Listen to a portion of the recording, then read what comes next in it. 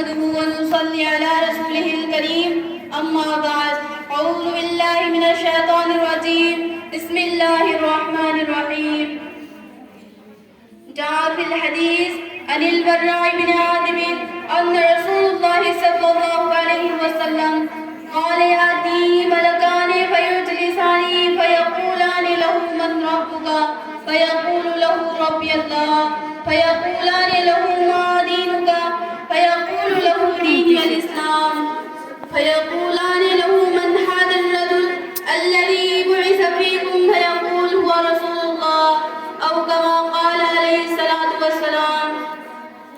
صدر محترم سوامین جلسہ میرے عزیز دوستوں، میں نے ابھی آپ لوگوں کے سامنے قبر کی 3 سوالات کے بارے میں ایک حدیث پڑھ رہی ہے.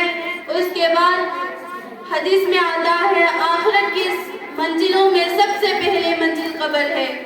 جو شخص اس منزل سے کامیابی کے ساتھ گزر گیا تو بعد کی منزل میں آسانی ہوگی.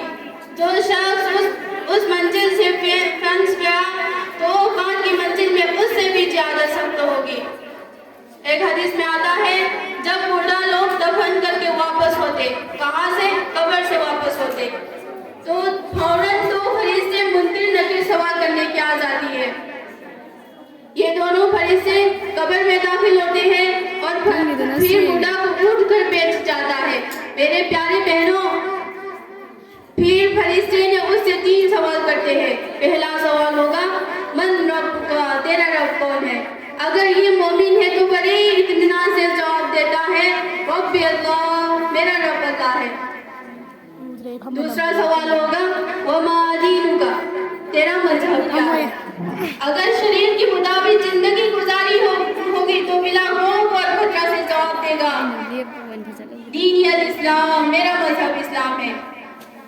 تیسرا سوال ہوگا من نبی کا، اگر اسے سنت کے مطابق زندگی گزاری ہوگی تو فوراً کہے گا نبی کیوں نہ محمد صلی اللہ علیہ وسلم، یہ ہمارے نبی محمد صلی اللہ علیہ وسلم ہے.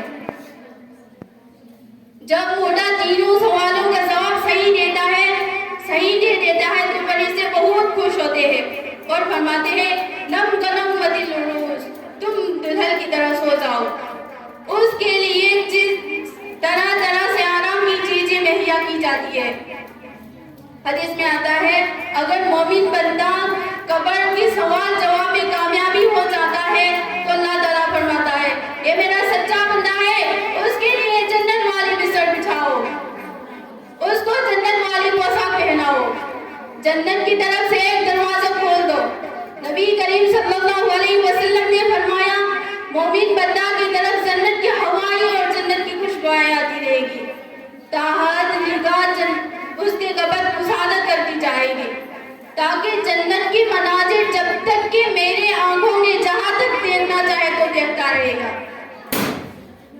محترم بزرگوں دوستوں، اگر مرنے والا کافر ہے، دنیا میں اسے خدا کو نہیں مانا، رسول اللہ صلی اللہ علیہ وسلم کی رسالت کو تسلیم نہیں کیا، وہ ساری زندگی کفر اور شرک اور نافرمانی میں گزاری، ایسا مردہ فرشتوں کے سوالوں کا جواب نہیں دے پائے گا.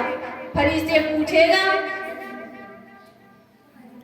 من رب کا، تیرا رب کون ہے؟ تو مردے کہے گا ہاں لا ادری، ہائے مجھے معلوم نہیں. پھر فرشتے پوچھے گا وما دینک، تمہارا مذہب کیا ہے؟ تو وہ کہے گا ہاں لا ادری، ہائے میں نہیں جانتا. پھر تمام باتیں ہٹا دی جائیں گی، نبی کریم صلی اللہ علیہ وسلم کی طرف اشارہ کر کے پوچھے گی ومن ھذا الرجل، یہ شخص کون ہے؟ تو وہ کہے گا ہاں لا ادری، ہائے مجھے معلوم نہیں. میرے بہنوں، کان کھول کے سن لیجئے، کتنا دور کی بات ہے، ہمارے پیارے آقا ہمارے آنکھوں کے سامنے ہوگا، لیکن ہم اپنے کرتوتوں کی وجہ سے دیکھ کر بھی پتہ نہیں لگ پائے گا. افسوس ہے، افسوس.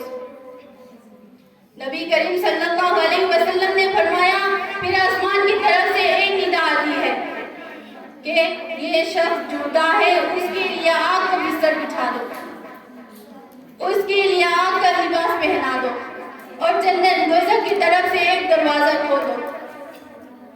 چنانچہ دوزخ کی طرف سے ایک دروازہ کھول دیا جاتا ہے تو جس سے اس کافر کی طرف جنت کی ہوائی اور جنت کی گرم گرم ہوائی اور بدبوئیں آتی رہے گی۔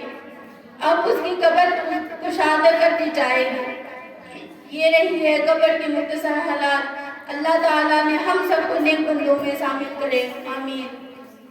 تو پرائی بندگی ہے یاد رکھ، بیر سر افگندگی ہے یاد رکھ، پھر ورنہ پھر شرمندگی ہے یاد رکھ۔ ایک مرنا آخر موت، کر لے جو کرنا ہے آخر موت۔ آخر دعوانا الحمدللہ رب العالمین۔